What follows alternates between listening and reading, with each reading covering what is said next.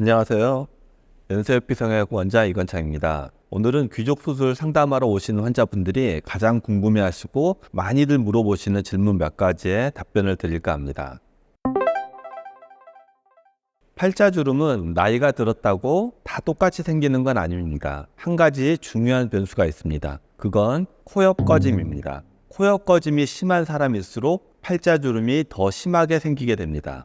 코옆 꺼짐은 코옆 뼈가 함몰되어 있거나 돌출입이 심할 때 생기는 현상입니다. 뼈가 함몰되어 있으신 분들은 다른 사람들보다 팔자주름이 더 빨리 더 깊게 생기게 되므로 이 부위를 메꿔주는 수술이 필요한데 이 수술이 귀족 수술입니다. 그러므로 귀족 수술은 팔자주름을 펴는 효과뿐만 아니라 후에 생긴 팔자주름을 예방하는 효과도 있습니다.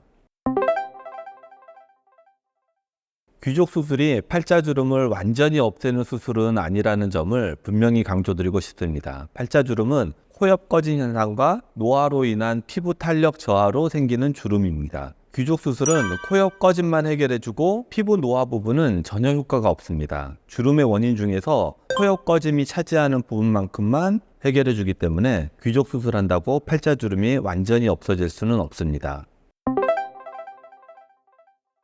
어떤 미용 성형이든 과하게 하면 어색하고 적당하게 하면 자연스럽습니다. 귀족 수술도 마찬가지입니다. 보형물을 선택할 때 큰 보형물을 사용하면 표정이 어색하고 작은 보형물을 사용하면 자연스럽습니다. 하지만 이건 어디까지나 상대적인 것입니다. 많이 꺼진 사람은 큰 보형물을 넣었다고 표정이 어색하지는 않습니다. 환자분 꺼진 정도에 딱 맞는 그리고 표정이 어색해지지 않을 정도로 보형물의 크기 선택이 정말 중요합니다.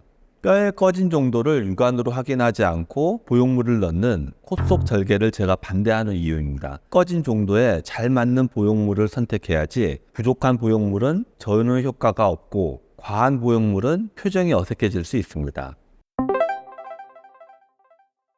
팔자주름을 개선하려면 보형물이 피부 아래 특정한 위치에 정확하게 위치해야 합니다. 하지만 많은 경우 보형물이 팔자주름 바로 위에 잘못 위치하여 오히려 주름이 더 도드라지는 결과를 초래할 수 있습니다. 뼈의 꺼진 부위를 정확히 판단해서 그 꺼진 부위에만 정확히 보형물을 위치시키는 것이 중요합니다.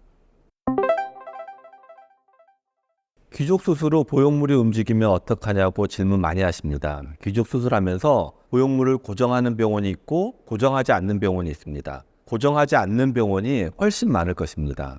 귀족 수술이 처음 개발되었을 때는 무조건 고정하였습니다. 무려 30년 전인데요. 고정할 때 나사로 고정하는데 이에 따른 부작용들이 많이 보고되었습니다. 지금은 고정하지 않는 쪽이 대세인데요. 이때 중요한 것이 고정을 안 하더라도 보형물이 움직이지 않게 수술을 해놔야 합니다. 이 부분은 제가 이전 유튜브에서 다룬 적이 있어서 간단하게만 말씀드리면 보형물은 골막 아래로 들어가야 하고 골막의 박리 범위는 보형물의 크기와 모양과 일치되게 이루어져야 하고 울퉁불퉁한 뼈 모양에 맞게 보형물을 조각해서 넣어야 합니다. 저는 보형물을 안 움직이게 할 수 있는 확신이 있기 때문에 보형물을 고정하지 않습니다.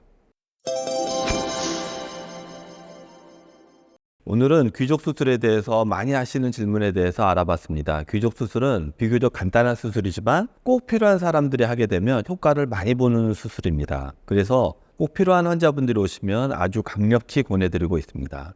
이번 영상이 귀족 수술을 생각하시는 분들께 도움이 되셨길 바랍니다. 끝까지 시청해 주셔서 고맙습니다. 다음에 또 환자분들께 도움이 되는 영상으로 찾아뵙겠습니다. 고맙습니다.